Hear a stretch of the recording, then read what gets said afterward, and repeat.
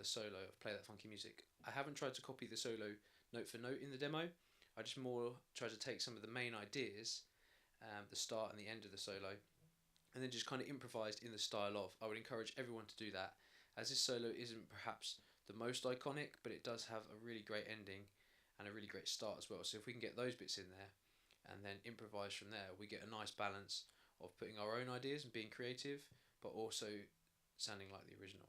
So the solo opens on this E minor pentatonic idea, and E minor pentatonic, so the scale, if you're not sure, starts on the 12th fret of the low E string. The little finger would play 15th fret on that same string.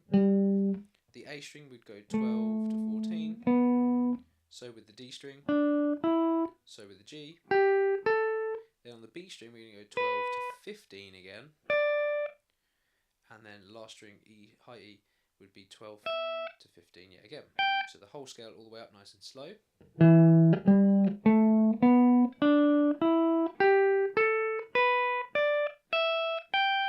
then we can come down.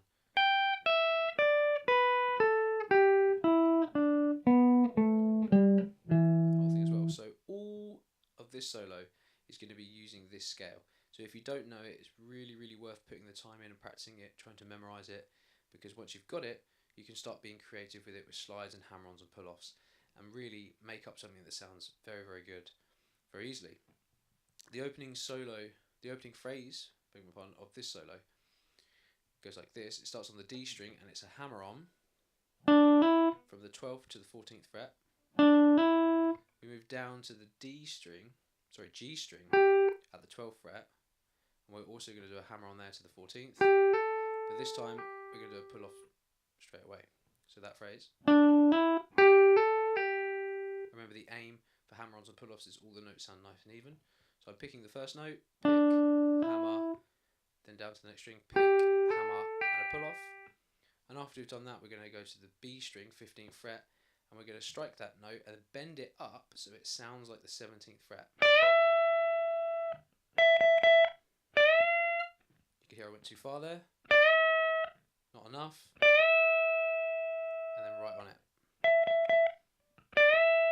So if you don't hit it dead on, the whole bend sounds a little bit wonky. So it's really important with your bending that when you bend up, you hit the pitch dead on, no wavering. So the opening phrase, nice and slow.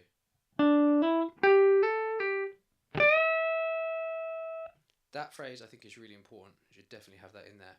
Then after that you can kind of make up anything you want, kind of maybe descend the scale. One idea that would be really nice to get in, and this is what I did in the demo, we have this double stop idea. If you lay your first finger down across the G and the B string at the 12th fret, and you play those notes at the same time, that's what we call a double stop. So any phrase that you play, to include that idea would be quite nice in the middle of the solo.